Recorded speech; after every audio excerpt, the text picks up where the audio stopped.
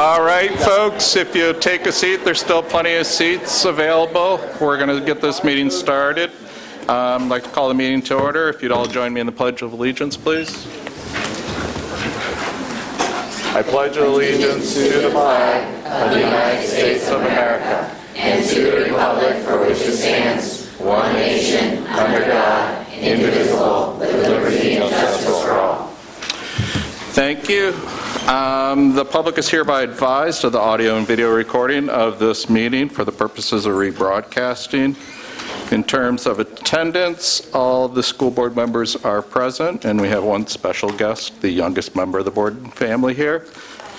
And if there are any Algebra 1 teachers up in the group, she's working on her math packet. She might need to have a question or two. In terms of recognition, I'd like to turn it over to Dr. Zerbe for guest and scheduled speakers. Thank you, Mr. Boardman. Our first speaker is going to be your daughter. I'm sorry. I figured we've already brought her attention to the meeting. But our first speaker this evening, we have Ms. Gorla, principal of Skyview Upper Elementary School. And Ms. Gorla is here this evening to give her final update on the school's transition and to give her feedback of that process. Ms. Gorla? Thank you, Dr. Zerbe. There was a great deal of activity in the district with regard to transition over the summer months. As you may know, I returned to my role as Skyview principal at the end of June to prepare for the upcoming school year. So this final recap is intended to acknowledge the work of the team this summer. I'd like to first thank our home and school associations who held popsicles on the playground events for our families to socialize and get to know one another. Mark Fretz, Tim Barbagala, and their team worked moving items and coordinating needed projects within our buildings to ensure that they're ready for our students. A system for requesting any needed items remaining at Audubon is currently in place with the building administrators, and inventory of the remaining equipment is ongoing. Dr. Sosnovic monitored enrollments and consulted with the elementary administrators regarding classes. I'd like to thank our teachers who handled the end of the year with grace, packing their classroom materials and unpacking and settling into their new locations, getting ready to welcome their students back. Teachers had the opportunity through MIAC offerings to meet with their newly formed building-based teams to prepare for the new year, to collaborate and to get to know each other. And classroom assignment letters were mailed as promised on August 14th, and we eagerly await welcoming our students to the elementary open houses this Thursday. We know that our students and families are excited to meet their teachers and to see their classrooms, and we're certain that this will be an excellent event. Finally, I would like to extend my sincere appreciation to everyone that was involved in this endeavor. Change is the process, and the only way that we succeed is to work together. And I'd like to thank our community for pulling together as we've made this shift. So, thank you all. Before you leave, Ms. Gorla, I must say thank you. Thank you for your leadership during this process, and thank you for your compassion. As challenging as this was, I thought you did an excellent job in helping calm the staff through such challenging times. And for that, I want to thank you and publicly recognize your work in this process. Thank you. Thank you.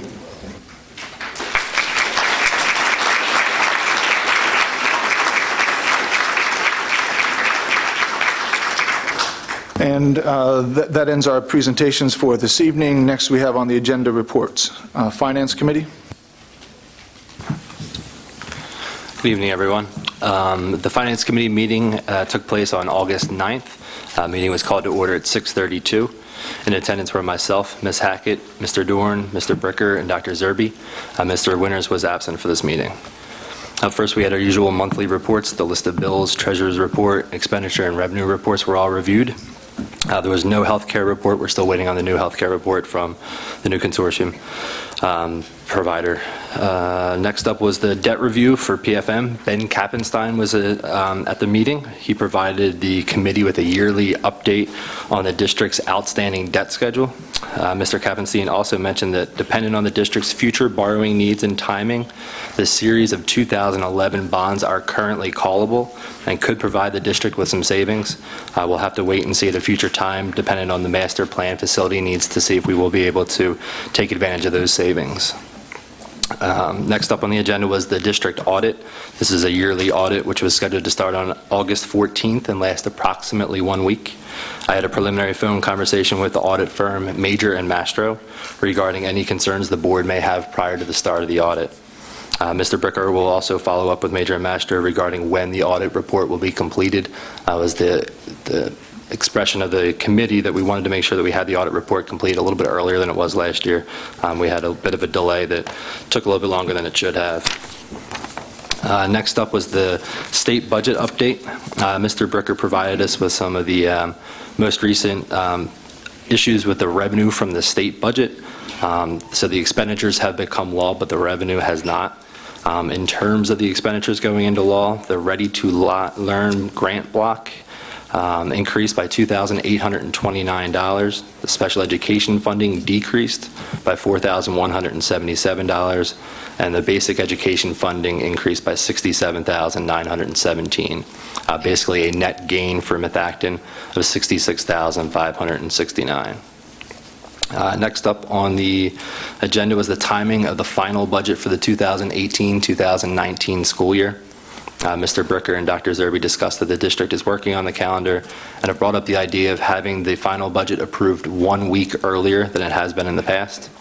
Instead of having the budget approved at the regularly scheduled June board meeting, the idea would be that it would be approved 1 week prior, either in conjunction with the board work session or another night that week. Mr. Bricker will provide the Finance Committee with the district's recommendation at the September Finance meeting. There was a quick update on the Lower Providence tax collector. Currently, the Lower Providence tax collector is out on leave, and her husband has taken over her duties. There is also a brief discussion on a banking RFP. Mr. Bricker has been reviewing our deposit accounts that we hold. The goal here would be to increase our interest income by finding higher interest rates. Mr. Bricker will continue to keep the Finance Committee apprised of his work in this area. We also learned that the district postage machine is currently in place. The new unit will provide the district with approximately $9,000 in savings. And finally was a quick update on the Director of Business Services and things that he's been working on. Mr. Bricker has been reviewing the board finance policies, becoming familiar with the district reporting system. He also attended the most recent PASBO conference, which had a lot to offer. Finally was courtesy of the floor. There were 3 members of the public. John Andrews had questions regarding the list of bills and the district legal fees, tax bills and the discount period, and updating the district website tax collection page. Mr. Bickelman commented on the tax bills going out late and the resulting loss of the money to the district, as well as the banking RFP and not using Wells Fargo. He also questioned the wire transfer regarding the district credit card and to check and make sure that the deputy tax collector is properly bonded. Finally, Mr. Earnshaw commented on eliminating the per capita tax and whether the per capita tax billing issue at Shannondale was fixed retroactively or just current year moving forward. He also questioned the mileage reimbursement and the period of time covered. The meeting adjourned at 7:57. Thank you. Thank you. Now the Property Committee, Mr. Dorn. The Property Committee met yesterday, so the minutes have not been posted publicly, but they will be after this meeting. The meeting was called to order at 6:31. All committee members were present. 4 discussion topics. The first one was summer projects update, and basically the majority of the summer projects have been completed or are in the completion stage and potentially awaiting a final inspection from the local inspectors. Some projects that weren't critical to school openings are awaiting parts and will be completed as soon as the parts come in. The committee asked Mr. Fretz to do a post-mortem on this year's projects to make sure we've got a process and a timeline to follow for future projects, and to make sure we allow sufficient time to design, procure, and complete work for future projects, especially given the amount of future work that will come through the master plan. The committee will review these processes when it is completed. Second item was the Methacton High School track access for the public. After careful review and discussion with Dr. Spiewak, Dr. Zerbe is recommending that the high school track not be open to the public. Dr. Zerbe cited the cost of the new track, the accelerated maintenance that could occur, and the overall lack of inquiries from the public requesting use as the primary reasons. He did consider an option as a part of his deliberations to open the track on weekend mornings for a few hours, and that would cost us approximately $9,000 a year. The committee discussed the matter and was split on a recommendation. It was determined that this matter should be brought to the full board at the next meeting for discussion and vote. It was further discussed and agreed that as a part of all our master plan work, given that we might need to do some road work and field work at the Arcola Skyview campus, that we may consider a track on that campus. It's been looked at previously, and this would just be an exploratory thing. The third item was the master plan. We've got a review from Fidavia on the recommended master plan. It was really a 10-year look, but we focused primarily on the 2018 recommended projects. The committee made several requests and recommendations to our consultant and to Mr. Fretz. They will revise and resubmit to the committee in advance of our next committee meeting scheduled for September 11th. The work under consideration for 2018 equaled approximately $7.5 million, excluding soft costs. The committee also discussed ways to bundle the buys for the various projects across the district for both design and construction services. After reviewing the resubmitted changes, the recommended project/spend will be brought to the Finance Committee. The last item related to Worcester Township and the paving on Mill Road. The township did complete the paving on Mill Road. They had requested that the school district reimburse them $4,172 for remediation work, basically around the construction apron area where we had heavy machinery accessing the school campus during the field renovation projects. The committee reviewed the recommendation and the work that was completed, and it will be the recommendation of the committee that it be brought to the full board for a vote. And the committee did support paying that amount. Courtesy of the floor, there were 2 members of the public that spoke. Candy Alabach recommended that Dr. Zerbe send a note to the community regarding the recommendation not to open the track. She thought that if the public heard some of the rationale and the reasons for the decision directly from the superintendent, it could lessen the impact and potential negative feedback. Ralph Navarrete stated that he would like to see the track open, didn't think the $9,000 was a significant amount to close it, and would also like us to better enable the use of some of the facilities. He said with some of the additional costs could be backed off, then perhaps some of the community sports teams would utilize the facilities more. In addition, he stated that he thought the water issues at Eagleville with the windows could be more significant than we think. He cited issues of dampness and the constant utilization of dehumidifiers that are required in many areas of the school. The meeting adjourned at 8:40 p.m. Thank you, Mr. Dorn. Now on to the Education Committee, Ms. Rees. We met on August 7th at 6:30. In attendance was myself, Dr. Katona, Dr. Angstedt, and Ms. Ricky. First up was an ESL update. There are 60, and I'm sure these numbers, it was almost a month ago, but 65 incoming students will need testing. 51 are kindergarten students, 14 others in various grades, however, mostly elementary. 39 of those students will attend Woodland. The district has enough staffing, but we'll need to just double check where everybody should go, including the use of 2 ESL instructional aides. Next on the agenda was an immunization update, which is a huge undertaking for the nursing staff. There are new state regulations. The district has taken several measures to make sure parents are aware and students are ready for the new school year. Such measures include 2 letters home, phone calls, school messenger, and 2 clinics.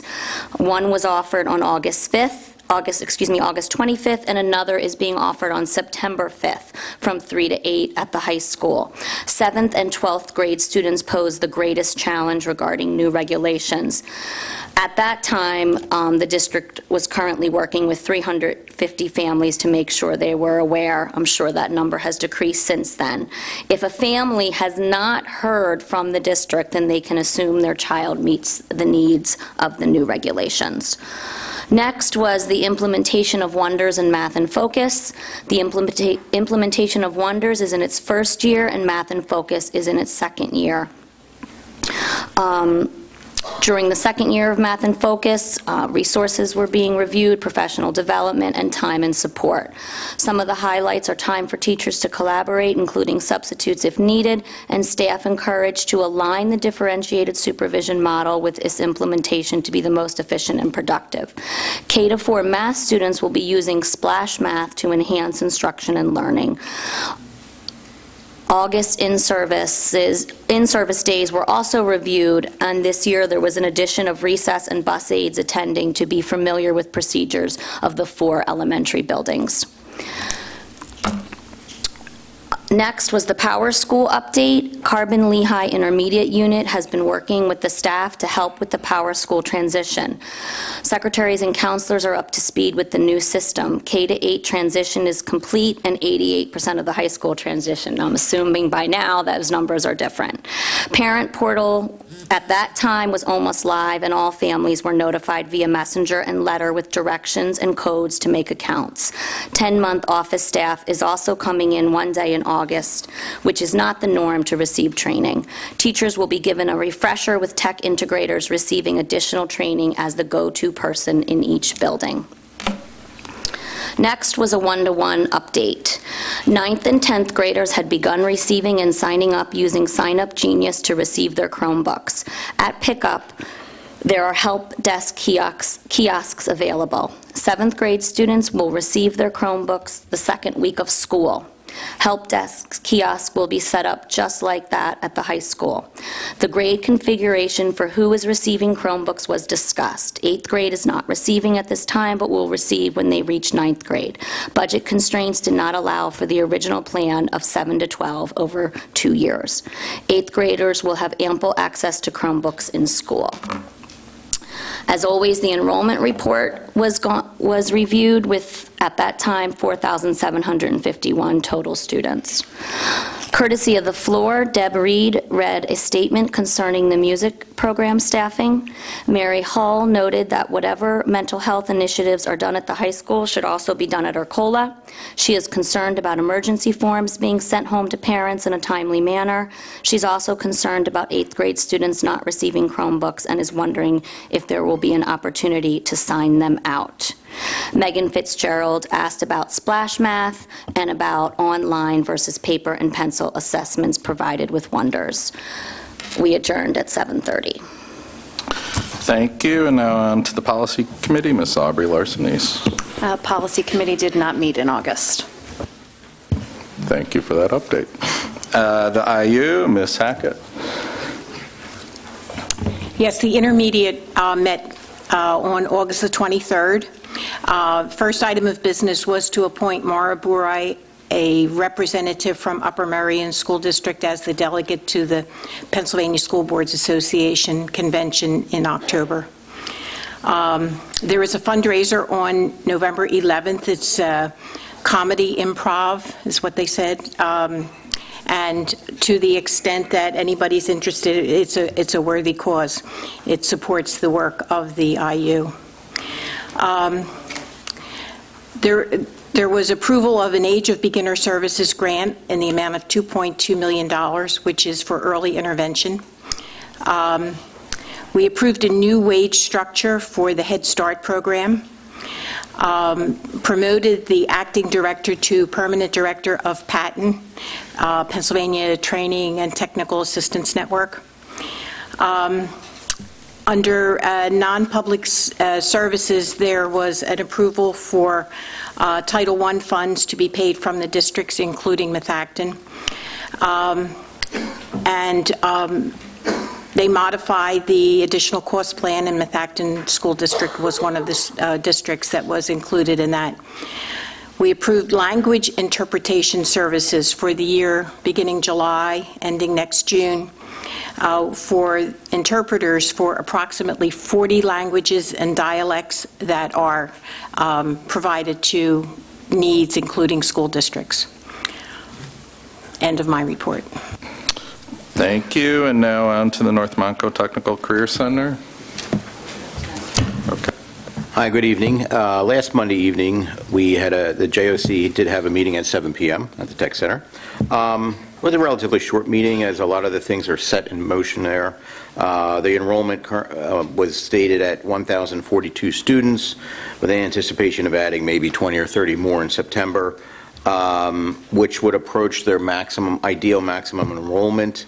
It was stated that after about 1,100 students, crowding issues can occur in certain aspects of the curriculum there. We approved new hires. All positions have been filled at the Tech Center. The facilities are all set. They have new LED lighting in the building. Parking lot repairs, repaving was done. The place looks great. But the highlight of the evening was the presentation of a student there, a culinary student from Souderton. He was crowned the national winner in the Culinary Skills Conference. He beat out 31 other students across the country. Total knowledge of all aspects, down from folding napkins to everything of culinary. This guy was good. He will get a full ride at the Culinary Institute of America, $40,000 scholarship plus full room and board. So it was a pleasure to meet this young man, and I tell you, it's just another feather in the cap of our Technical Career Center there. End of my report. Thank you. Thank you. And now on to communications. Ms. Lynch.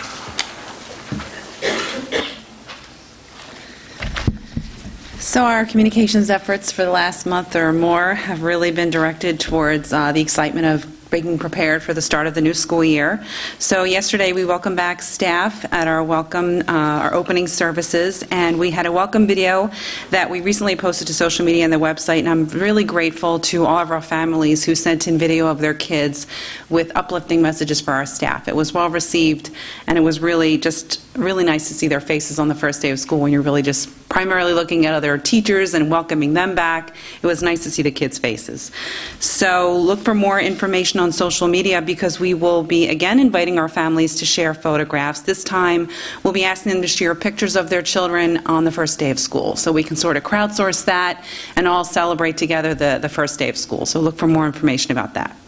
I'm in the process of preparing a back-to-school newsletter, which will include the back-to-school night schedule and other information that will help parents prepare their children for the first day of school.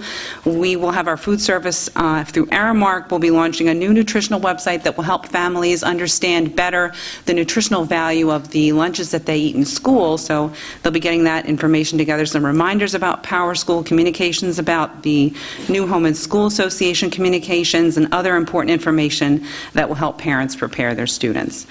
Over the last few months, technology, transportation, custodial staff, building secretaries, nursing, counseling staff, administrators, we've all been hard at work preparing for the new school year, and we're very much looking forward to welcoming our students back to school. So once again, you'll see familiar faces at back-to-school nights and on the first day of school as we all make our way around to welcome our students and families. Thank you. All right, thank you. And now on to the superintendent report. Dr. Zerbe. Thank you. Good evening. It is with great excitement that I welcome back our teaching staff on Monday. And while Ms. Lynch has mentioned that, and while our teaching staff are now busy at work trying to prepare to inspire the 4,900 students that plan to walk through our doors on September 5th, our custodial staff, our maintenance staff, our grounds, secretarial, and administrative staff have been busy all summer long in what was likely to be one of the busiest times on record, given the recent building closure and numerous other staff changes. Nonetheless, the staff put forth a tremendous effort in getting everything moved and in place for the start of a successful school year. I'm really proud of this team, and I want the board and the public to know this. On the instructional side, while there are a number of new activities planned for this school year, our elementary teachers are returning to implement a new ELA series called Wonders and their second year of the Math and Focus program. On the Arcola Skyview campus, 7th grade students will begin the new one-to-one Chromebook program, with the high school rounding out all 4 grades in their one-to-one program. I look forward to a rewarding, productive, and enriching year. On to another topic that I'd like to share with the board and the public is related to transportation. On the agenda this evening, under item 13C, transportation, I have listed the approval of bus stops and the list of drivers for 2017-18 school term. The bus stops are an annual matter for your approval, whereas the bus drivers, while not employees, are presented to the board as confirmation that these individuals meet the mandatory background checks and qualifications required for public school bus drivers. It is, however, my recommendation to the board this evening that we remove the list of bus stops and only approve the list of drivers this evening. As a result of my review of transportation call center logs, length of bus ride reports, and other reports provided to me, and knowing that we are currently addressing many of those matters, combined with the fact that we generally make changes to routes and stops within the first few weeks of school, it is my recommendation that approval by the board this evening is premature. While we have transportation ready to go for the start of the school year, and there may be a number of parental questions and concerns with which we will address consistently and appropriately. While we are in a much better position than last year, it is not perfect, and a delay in your approval is appropriate at this time. It is my recommendation that I present the board with an updated stop and route information necessary for proper approval in September. Now, let me just remind everyone that the transportation team has been busy all year working to address challenges. We had a building closure and a revision of all routes to accommodate the shift, as well as the outstanding transportation concerns that required attention after last year. At the advice of Bus Boss, our routing consultant, and our transportation committee made up of first student members, district administrators, and parents, we have purposely done the following. We've reviewed all district stops and routes consistent with industry standard safety protocols. We've conducted 3 test runs of the routes with first student drivers. We communicated stop locations to families in July and followed that with complete route and time notices in August. And we initiated a transportation call center or help center to address matters. And currently, those matters generally include ride time concerns, inconvenience concerns, safety concerns, split custody daycare concerns, registrations, non-public and some incorrect information issues, and some special needs questions. In all, we've been busy making appropriate adjustments while remaining consistent with the industry standard safety protocols. It should be known that while every call is carefully considered, the team has made some changes that may have historically been accepted as the norm. Changes to this norm were made with input from the team of drivers and our safety team in order to ensure safe and appropriate transportation for our students. This team will likely continue to address outstanding matters into the first few weeks of school. Thank you. That ends my report. Thank you, Dr. Zerbe. Now on to public comment on the board action items. Do we have any public comment for board action items? Yeah.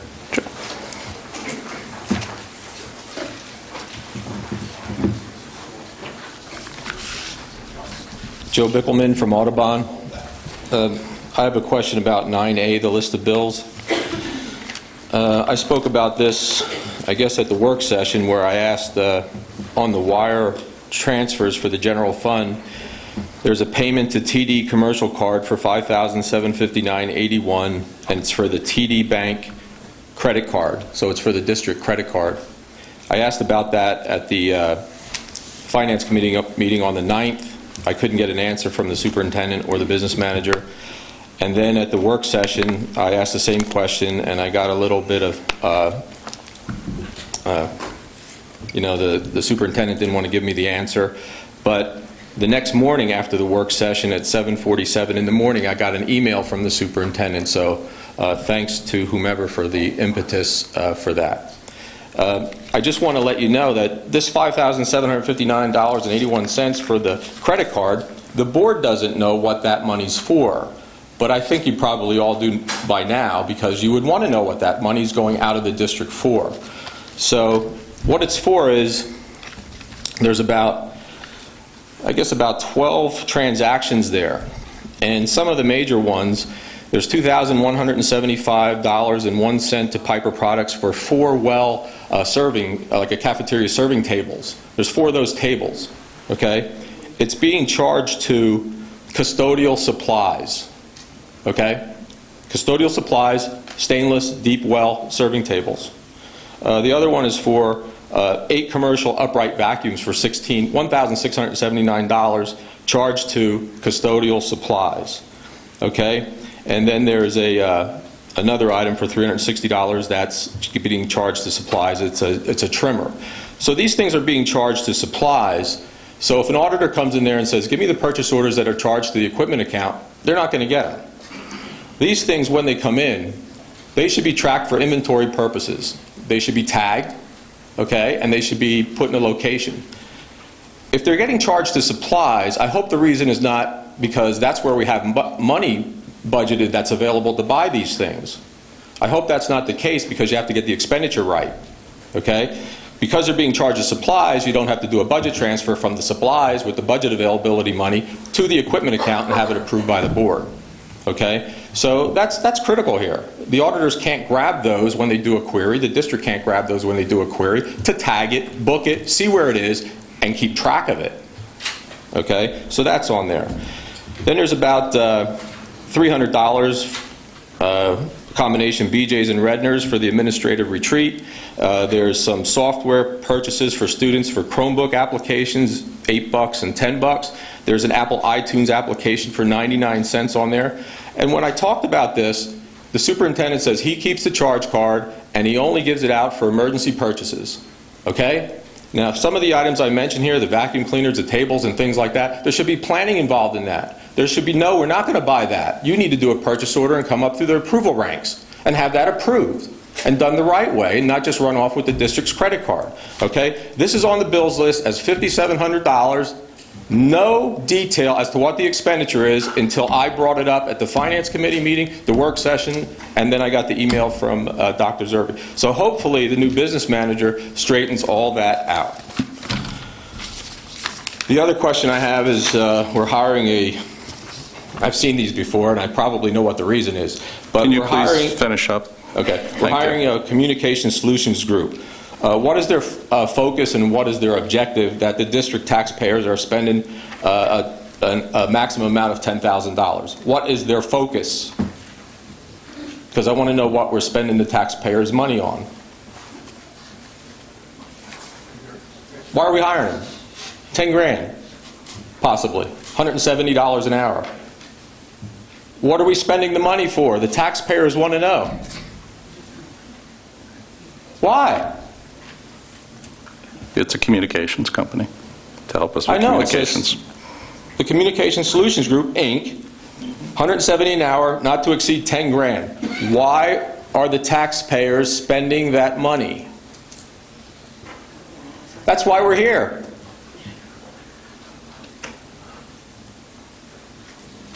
There's $10,000 going out the door. What's it going out the door for? Just like the $5,700. It's a communications company to help with communications Focus for the and school objective. districts. Specifically. Please finish up. Your time's up.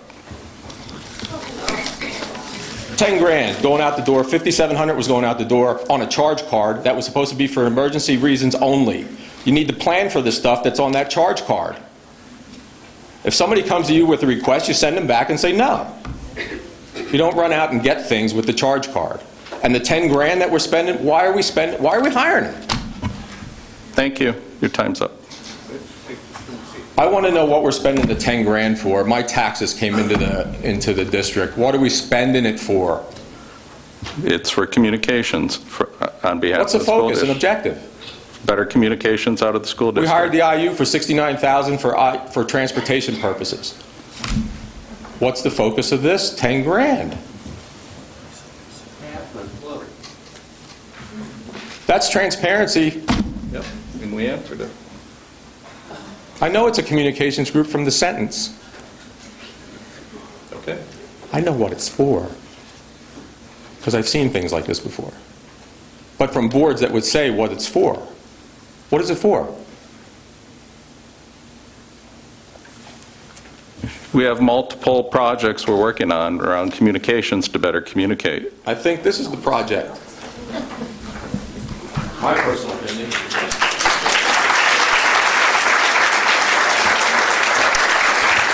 Any other? Can we? Yeah. Can we proceed with any more public comment? Candy?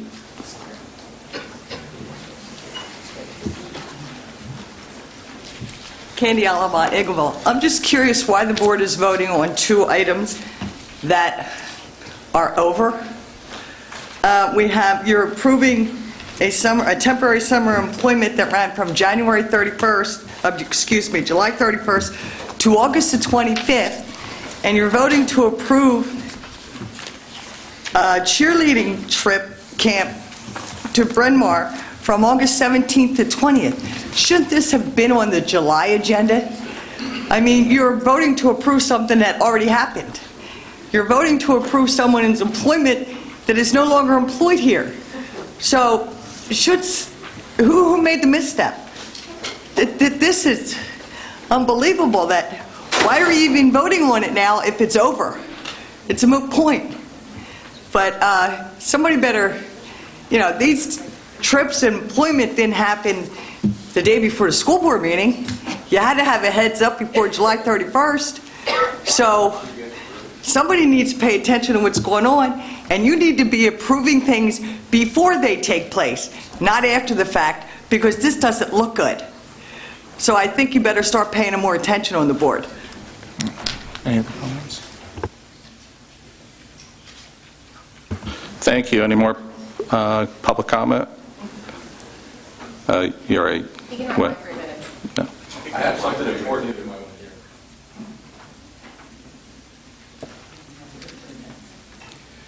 Ralph, excuse me. Really, excuse me. Ralph Navarrete from Worcester. I want to back up what Joe said. I think it's borderline disgraceful that we have a $10,000 budget item, or excuse me, a $10,000 bill that we want to vote on tonight, and not a single person on this dais can sit up here and tell us what it's for. That's shameful. Second thing, I want to take issue with the statement that with the buses, things are better this year than last year. Last year, we dealt with late buses, and as parents, that's a frustration. Getting kids to school late, kids not being picked up, that's one thing. But the way things have been handled this year, I mean, we've really, I don't think I'm understating this when I say that we've sown utter confusion with parents this year with the letters that were sent out, the discrepancies between the letters and the portals. The paragraph, and those of you that have kids up here in this district, you all received this letter, and the paragraph at the top of this letter says, please note, this information reflects the Monday pickup and drop-off information only. Varied daily transportation, Tuesday through Friday, excuse me, due to childcare needs, etc., may be confirmed by accessing the online bus portal, blah, blah, blah, and calling. Man, that's confusing as all hell. I'm a parent. I'm used to getting the bus notice that says, hey, your kid's going to be on, bus 39 in the morning and 94 in the afternoon, and here's your pickup and drop-off times. And now I got, Monday's going to be different than the rest of the week. And I understand, a quick phone call to transportation, clear that up. Just go by the portal. But we also have reports, and I'm sure you guys have all seen it all over Facebook and others, and Twitter and social media, where we have some of the. Mike, you mentioned last week, your own kids were in the same school in 2 different bus stops. We've had issues where we had kids getting dropped off before school was even getting let out. These are basics that we're getting wrong. something that we've been doing as a district for 50 years. Maybe that's the problem. We've done a poor job of managing the outsourcing of these contracts. We look at this, and we look at the food service contract where revenues didn't go. We have to do better. We have to make a change. Thank you. Any more public comment related to the board action items? Sure. James Keenan from Audubon. I'm glad that you're revisiting the transportation, because we have contacted the hotline and so on several times. We finally got one person that said that they would look at it and get back to us, and it's been repeated calls related to that. But our major concern is, not only did we have our kids' school closed this year and have to deal with that problem, our stop got changed. We were on a cul-de-sac initially, but they moved our stop to the closest cross street. To get to that cross street, we have a hill, and we have a blind spot, and we don't have sidewalks. So we have at least 8 kids, 4 families that are impacted by this. A few of them are kindergartners that you talk about safety. I just would like that if you guys could revisit that and so on associated with that, because it's a problem. Yeah, I would recommend when you make that call, or send an email to myself or Ms. Lynch and with that information, because, safety is the most important thing that we need to address. And while we've had a safety team look at the stops, there's no shortage of opportunity to revisit them based on request. Yeah, because, okay? Yeah, I appreciate it. Thank you. Thank you. Any more public comment on the board action items? No. Okay.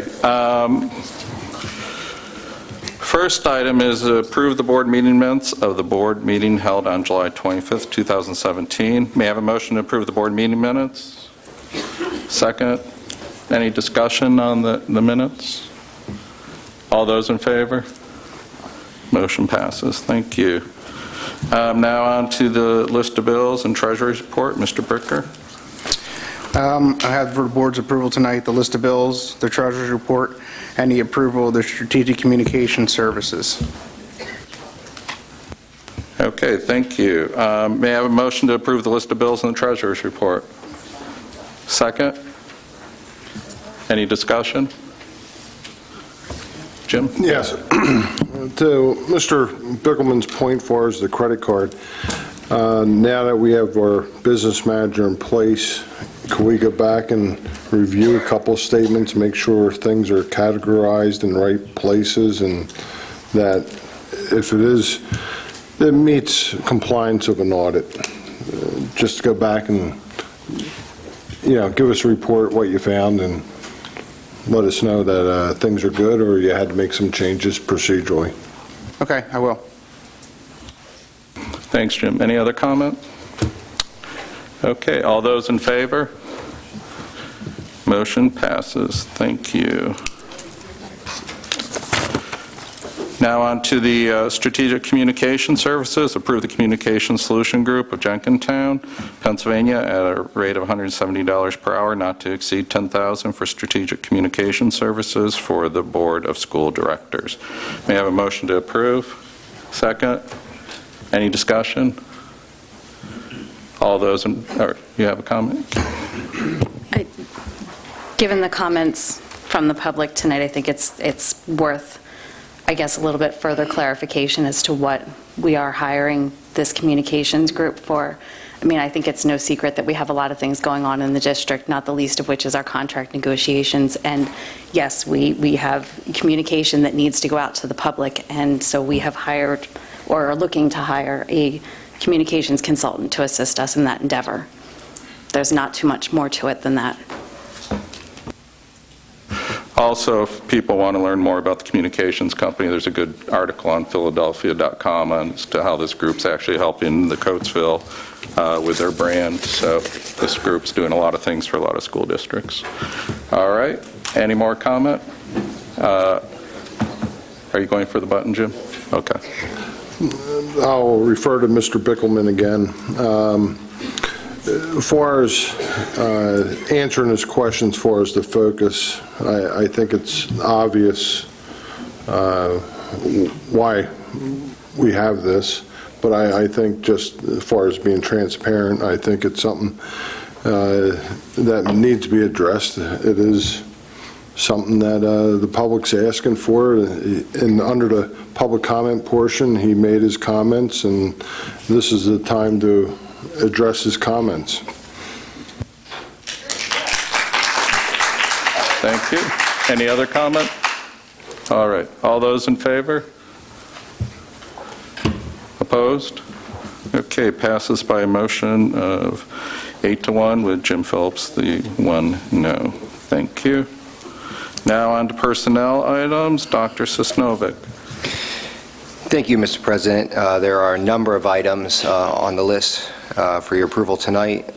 There are 4 resignations professional, 8 resignations classified, 6 employment professional, 2 employment classified, 1 employment summer temporary, 3 change of status professional, 3 change of status classified, 3 uncompensated leave classified, 9 supplemental contracts, and 7 volunteers on the volunteer list for your approval. All right, thank you. Does anybody want to pull anything out separately, or we just go for it all? Okay. I don't want to pull anything out. I'm just curious. I know that there's been some social media around supplemental contracts related to some of the sports at Arcola. I'm just wondering if there's been an update on some of the open spots. Okay, well, why don't we save that for the comments then? Okay. So if we're going to vote on it all, may I have a motion to approve all the personnel items presented? Second? Okay. Now, any comments from the board? Just a silly procedural thing.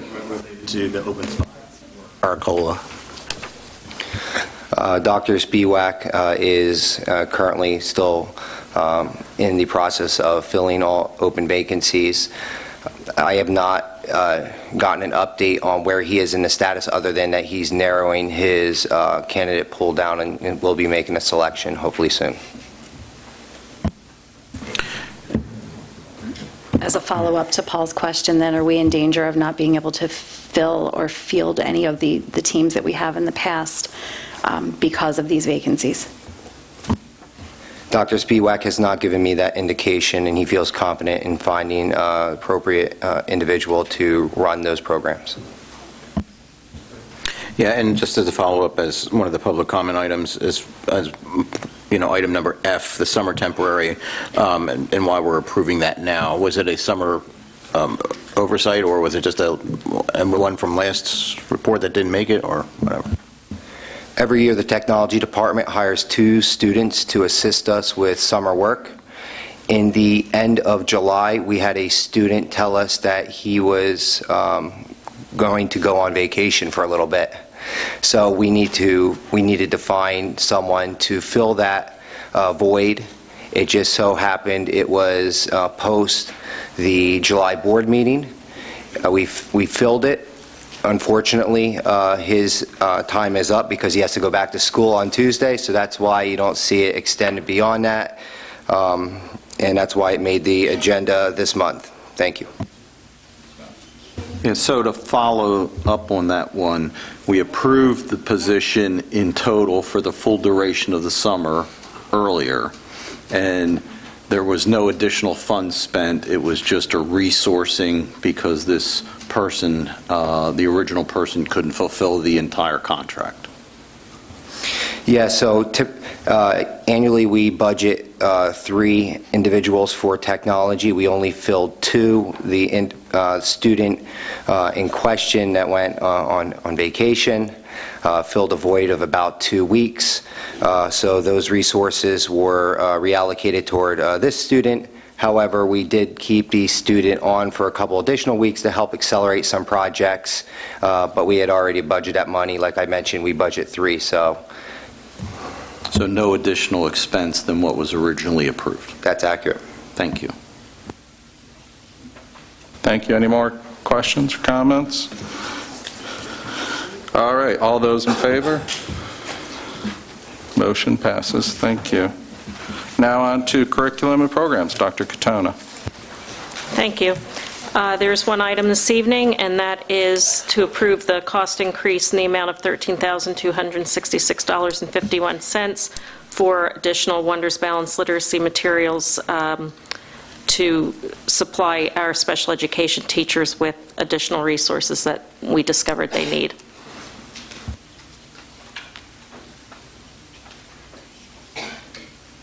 All right, thank you. May I have a motion to approve the cost of the adjustments for the Wonder Balanced Literacy materials? Second. Any discussion? Okay. All those in favor? Motion passes. Thank you. Now on to policy. Dr. Zerbe. On the agenda this evening, there are no first reading policies, but there is one for your approval for a second reading. It's the Code of Conduct for Student Handbooks. As per our discussion at the work session, I received no additional comments from the public nor the board, and so the Code of Conduct is as presented for your approval.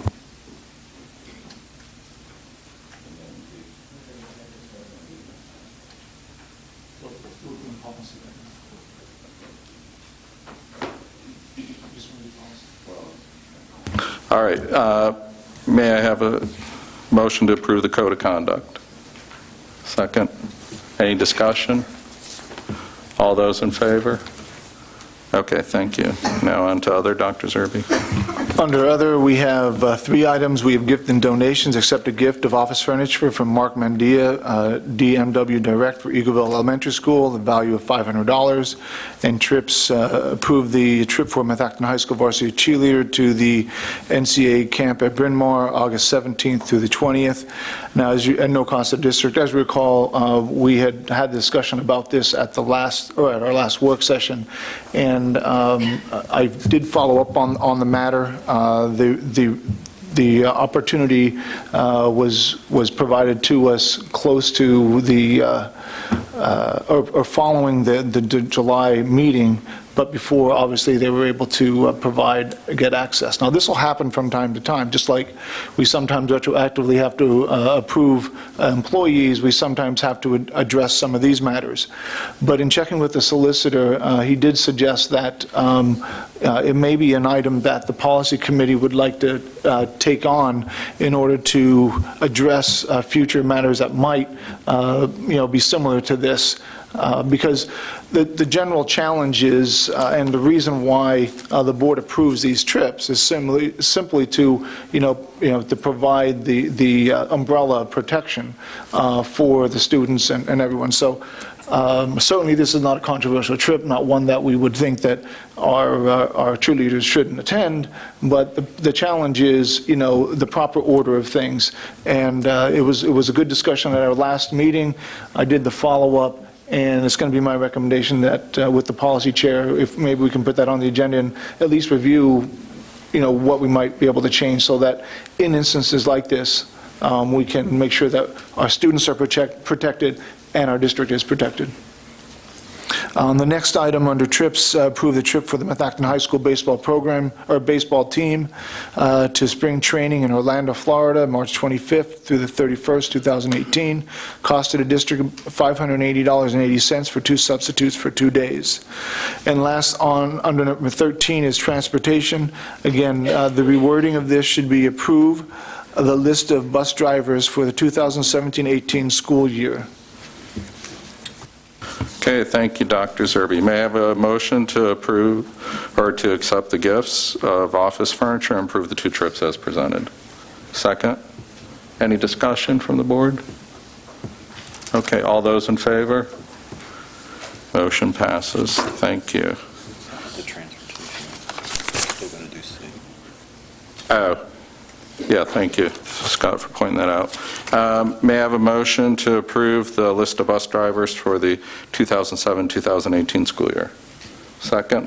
Any discussion? Kim? So I brought this forward to Dr. Zerbe yesterday that I had some significant concerns with the list of bus stops and routes that were presented to us, which I think is part of why it was removed from the agenda for tonight. I'm wondering if we need to reconfirm the criteria that we've provided to the IU and to First Student regarding what a maximum ride time is, given that of the stops that were, or the routes that were provided to us, a good 25% of them initially had maximum ride times longer than 50 minutes. And additionally, I'd like to request that we get a list of what time the first student is picked up on each of these runs, because I have some concerns about students that are being picked up at times that in the winter months could be still dark, and requiring students to walk through unlit neighborhoods in the dark to catch a bus is a significant safety concern we have to address as well.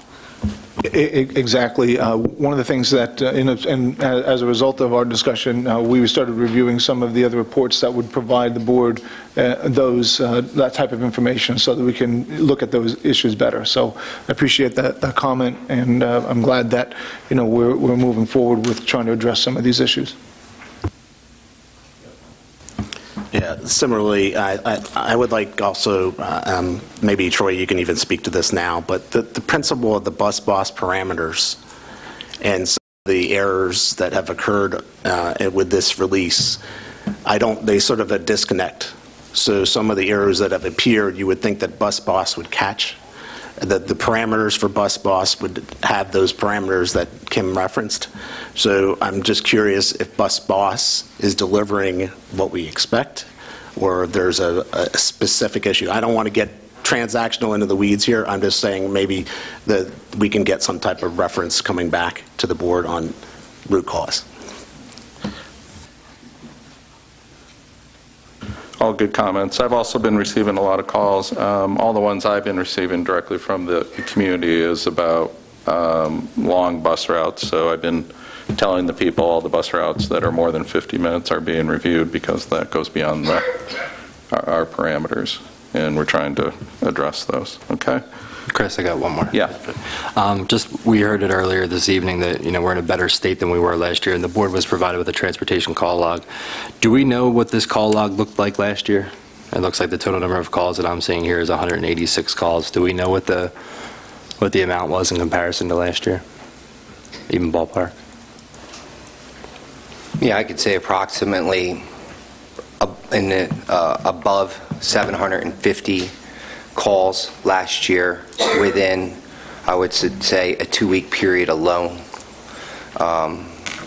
So in comparison to the calls representative, and I want to mention what Dr. Zerbe said, the type of calls that we're getting, it's a much more optimistic outlook than what we saw last year. And my second question is, and again, this relates to something I personally saw, but if a call is made, and I asked a similar question last month, is there not only a review of that, but a review of the surrounding circumstances, or are we making spot decisions to try and improve just that one call? Yeah, as I indicated to you last month, each call is logged and then reviewed by First Student personnel and reviewed in terms of what the justification was for, the generation of whatever it was, this bus stop or the route or what have you. It's not a single instance. We then explore to see if there are other families affected similarly that might not have called, so we can mitigate future calls similar to what I mentioned to you last month. So yeah, we do a systemic review, not just individual call troubleshooting. Okay. And when we say we, is that a in-house, or is that the IU that is doing that current review? So I say we because I feel strongly First Student is a family of Methacton. And so when I say that, it's the global we of representatives of First Student, the MCIU, which is leading our call center, and then Methacton obviously is providing support from a call center and administrative input. Thank you. Yeah, just one question, and I realize we're just really voting on the list of drivers. but in the spirit of the discussion on bus stops, are we also giving the same weighting and discussion to the private school pickups that are happening across the district? Can you give us an idea of kind of that volume versus the Methacton School District volume, Troy? We are giving the same level of due diligence and review as our public schools. So, a call gets logged and we evaluate it, as on a first come, first served type of basis as we go through the log. With that said, relative to volume, I would suggest that we have seen an even distribution of private, non-pub, and public calls come in for all the various reasons that Dr. Zerbe had mentioned in his report. Okay, thank you. All right, good discussion. Thank you, everybody. All those in favor? Thank you. Motion passes.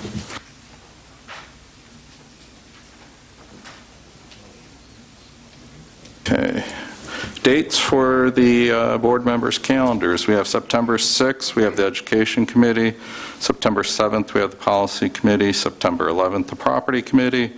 The 13th, the Finance Committee. On the 19th, we'll have the board work session. And then on the 26th, the next board session.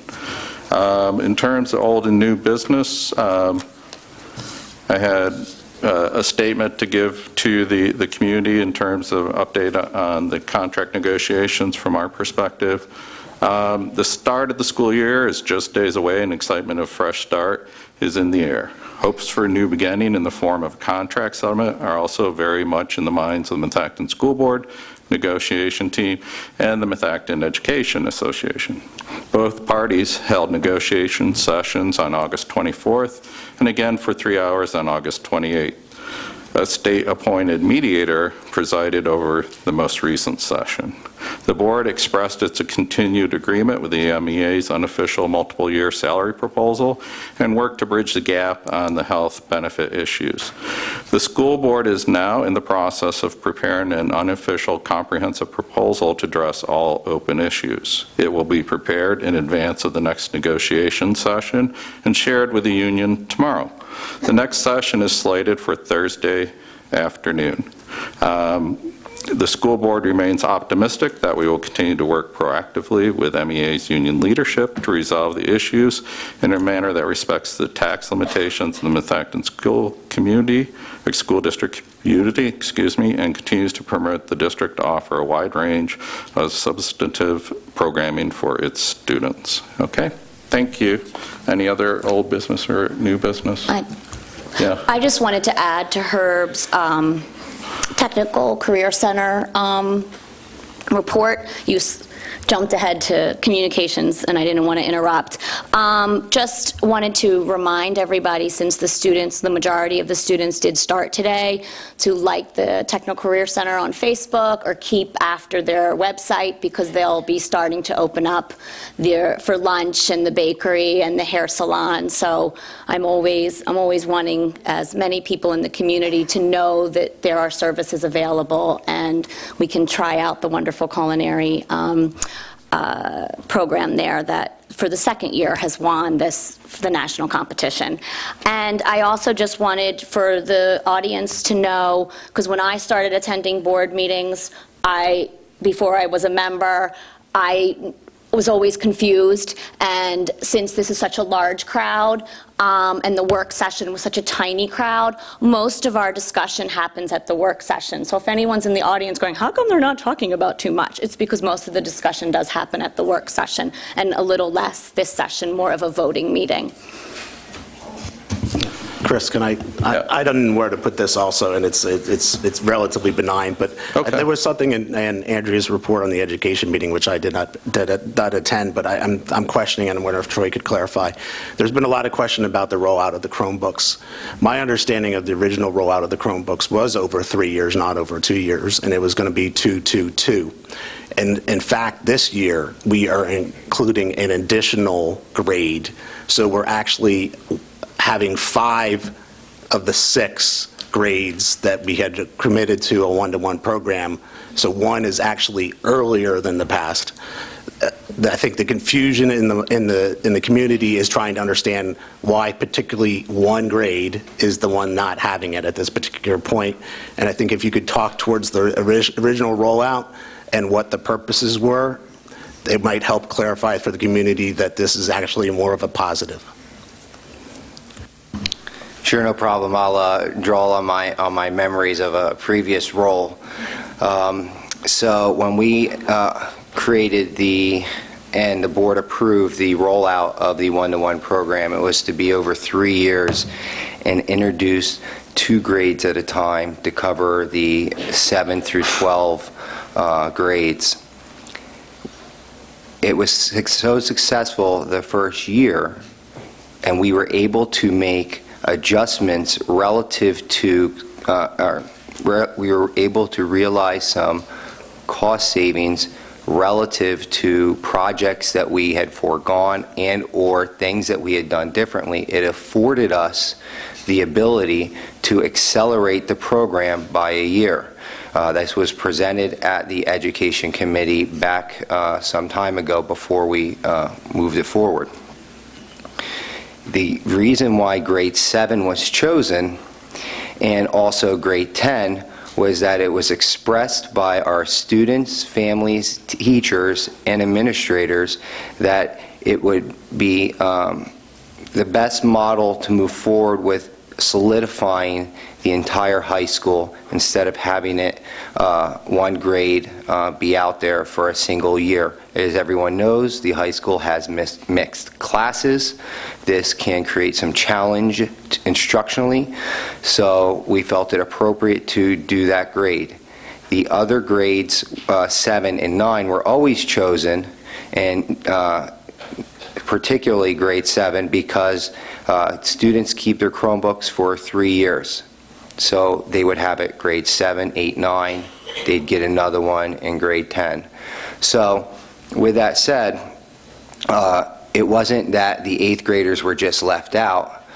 What happened was there was a redistribution of technology that benefited all grades that did not that were not a part of the one-to-one program.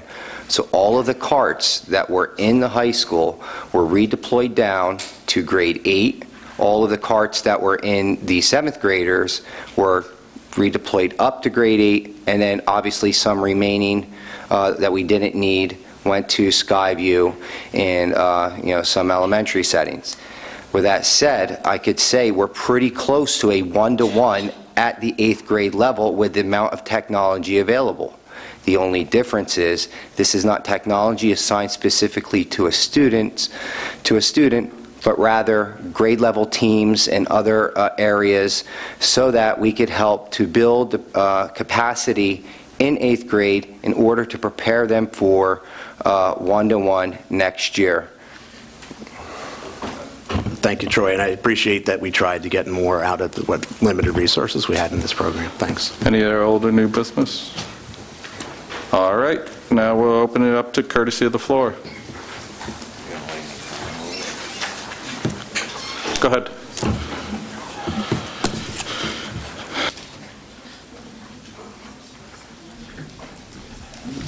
Joe Bickelman from Audubon. I have another question about the bills list. Under fund accounting check summary under payroll, you have 2 checks being issued to the U.S. Department of Education. They are noted as the reason description of purchase is for D. Nugent wage attachment, D. Nugent garnish. Okay? I don't know if that's a private issue or not, but I don't think the person who's getting their wage attached should have their name on the bills list. The other thing, was there RFPs issued for the communication solutions? Was there RFPs that went out? Did we do a due diligence? Did we bring a couple companies in to talk to them? Did we? No? Okay, were they on the work session agenda?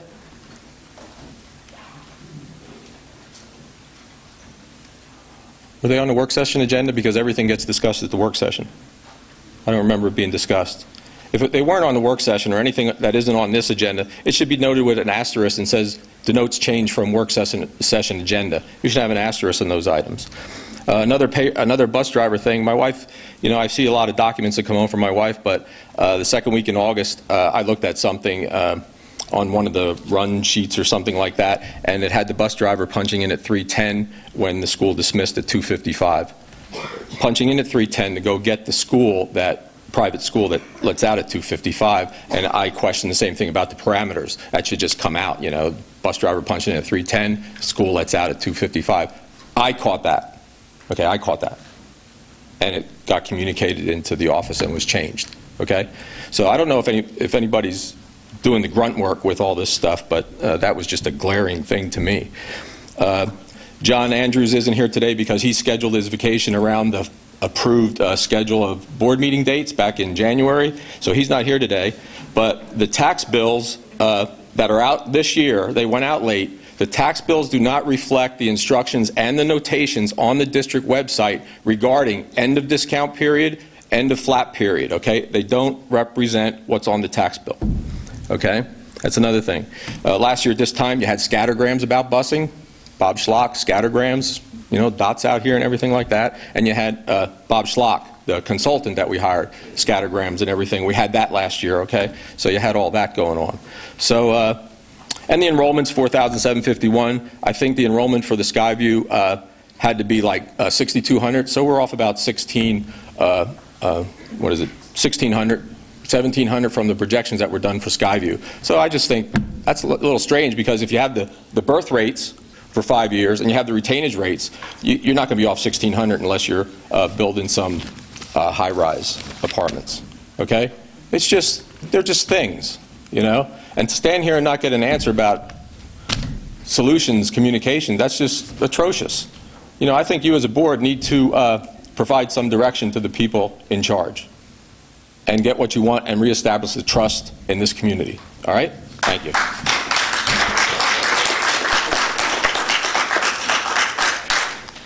Amy Breyer, co-president, Methacton Education Association. Just so there's no lingering mystery about the Communication Solutions Group, looking at their website, it can be seen that one of their specialties is strike situation public relations. It's disheartening that at every bargaining session we are repeatedly reminded about the financial limitations of our school district, and yet there is money available to be spent for this.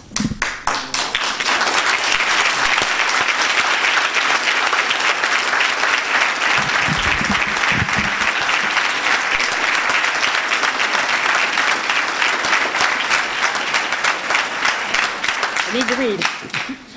Diana Kernop, co-president of the Methacton Education Association. I have the pleasure to serve as the co-president of the Methacton Education Association, the union representing teachers and professional staff in the district, and I'm proud of the education that my colleagues have provided to the children of our community. Our members chose a career in education to help ensure that children receive the knowledge, skills, and abilities to achieve a bright and successful future. Our students, with the guidance and instruction from their teachers, are outpacing expectations. Look no further than the most recent U.S. News & World Report Best High School Rankings. Methacton ranks in the top 4% of high schools in Pennsylvania and had a 100% graduation rate.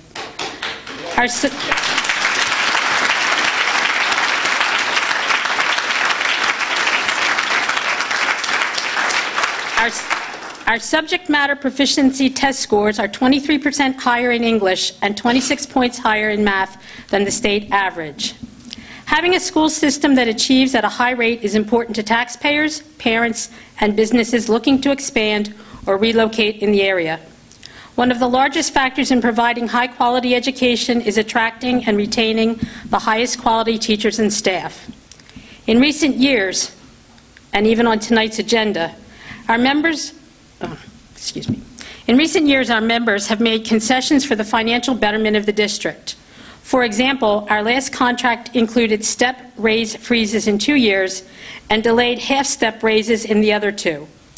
A teacher with a master's degree on step 6 of the salary schedule makes over $8,000 less than the Montgomery County average, ranking 20 out of the 22 districts in the county. I have seen great teachers leave the district for solely economic reasons. You see some of them on the agenda tonight. I have heard of more looking to leave, and certainly that could continue if teachers' salaries stay at the bottom of the county. We must start to incrementally, pragmatically, and responsibly close that gap if our district is going to compete with others in the county to recruit and retain the best teachers. This can be done within the confines of the current school district budget. In closing, our members understand that our work environment is the student's learning environment, which is why issues like class size, student-teacher ratio, co-teaching, and team teaching are important to us. The members of the Methacton Education Association are committed to continuing to bargain in good faith with the district to secure a fair contract that ensures that our schools continue to be a source of pride in our community. Diana Kernop, President, Methacton Education Association.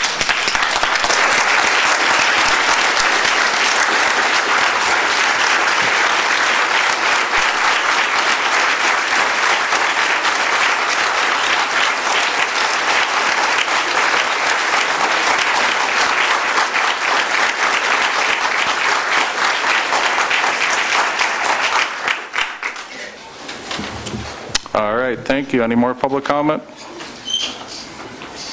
Sure, go ahead. I too have a problem with the buses. They changed our bus stop. Can you just state your name? Oh, Yeah, you need thank to you. state your name and where you live, which township. My name, I'm sorry, I'm nervous. My name is Julie Fabrizio. So am I. That's okay. We live in Worcester, and I too have a problem with the changes in the bus stops. Our whole neighborhood is basically one big cul-de-sac. It goes to a T, and there's a cul-de-sac on the one side and a cul-de-sac on the other. We have about 6 or 7 kids that now have to walk down to Burks Road. There's no sidewalks.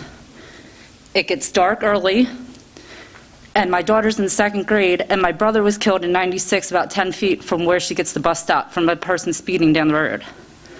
I would like to immediately get her bus stop changed to the back, to the top. The last 2 years, they picked her up at her house, and now she's going down there, and every day I see the cross sitting there with my brother where he passed away. So if you could please do something. I'm very upset about it, and I think so are the rest of the neighbors in my neighborhood. Could you do me a favor? Ms. Lynch, my communication person, is right behind you here. If you would just make sure that you give her your name and telephone number, we want to get back to you tomorrow, okay? The other thing I wanted to let you know is my daughter started school on August 24th, and the first day of school she was over a half an hour late, and I must have called the transportation services place 4 times, never once got an answer. I had to finally go and call the high school number, push whatever, 0 for the principal. Finally, I got somebody. About 20 minutes later, maybe not 20 minutes, about 10 minutes later, my daughter was finally dropped off, and I think probably Miss Lynch gave me a call back. But I don't think that, even if the Methacton school, kids aren't going on the bus, I think they should be prepared and ready for the private school kids. And I shouldn't have to do that. I was terrified for a half an hour where my daughter was. I apologize for that, and if you would please give your name to Angela. I want to follow up with you tomorrow. Okay, thank you. Thank you. Yeah. Any more public comment? Candy?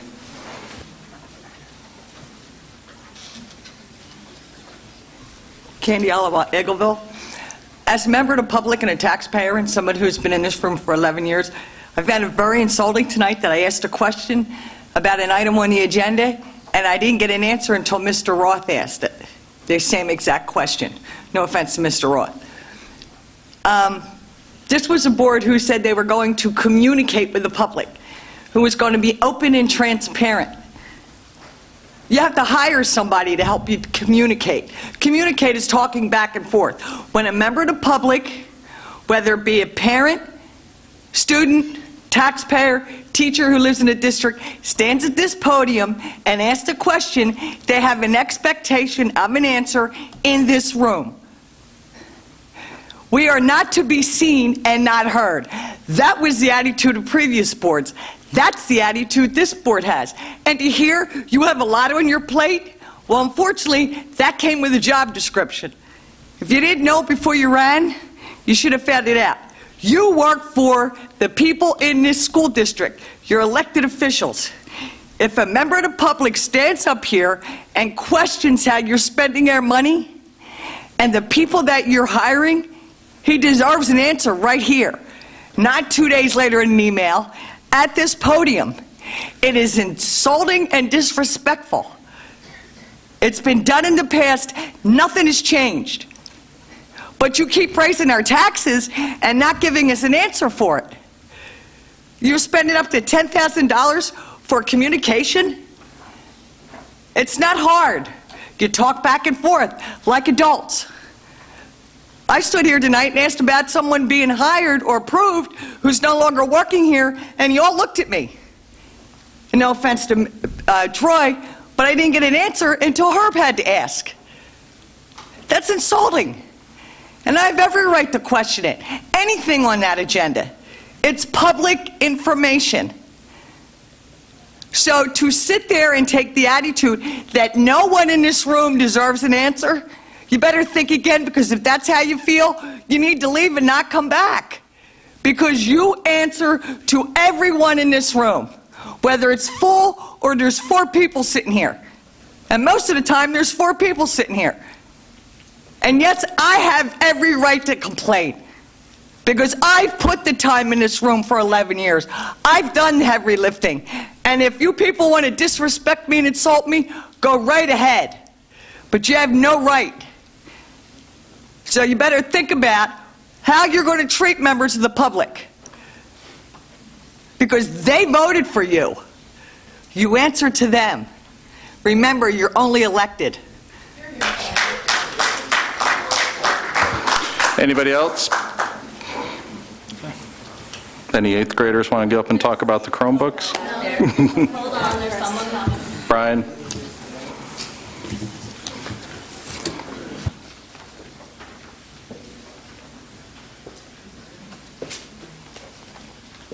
Brian Earnshaw, Lower Providence. I guess one question regarding the communication consultant. Is that money going to be spent immediately, or is that being approved should the need arise? You shook your head no, Mr. Borman, so I assume that's as if the need arises. It's just a cap. It's just a cap? Yeah. So there's no indication that money is absolutely going to be spent? Okay. And I think we all know why that's on the agenda for tonight, so I don't think it was disgraceful at all to not answer it. So I think the answer is pretty obvious in light of what's going on within the district.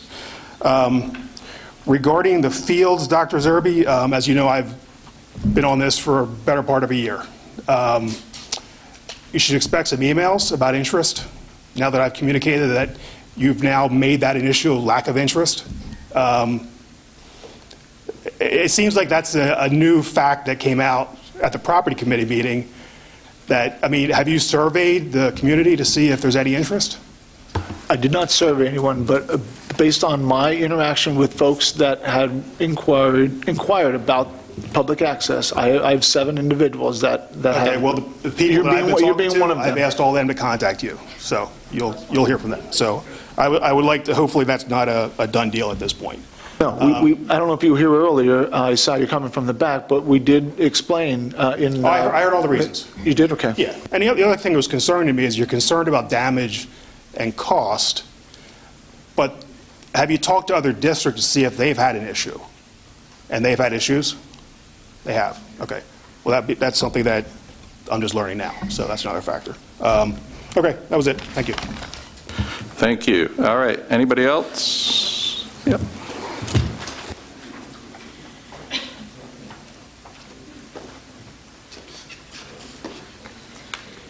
I'm Mary Hall, Lower Providence.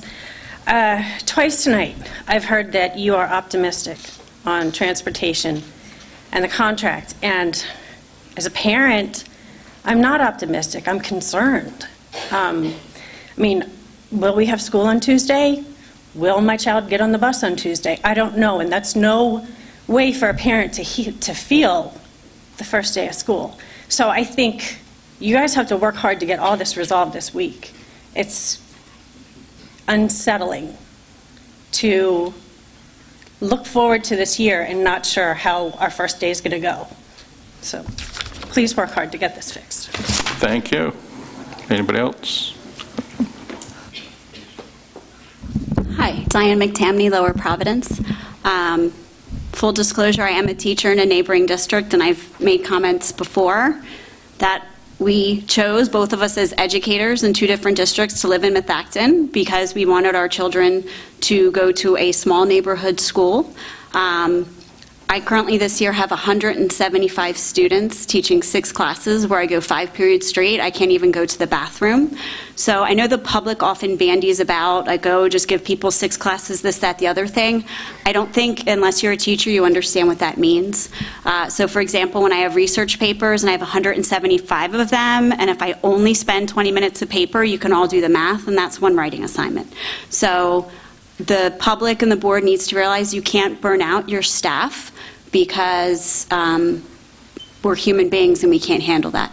As a mother and as a taxpayer, this district has gone through enough the last few years. Our teachers got these children and the administration, their principals, through the uncertainty. We just had Audubon close, those children adapting. Again, the stress on the teaching staff of having to move around at the last second. So please just work till you need to do it to get it done, because the staff and the children in this community needs for it to get done. Thank you.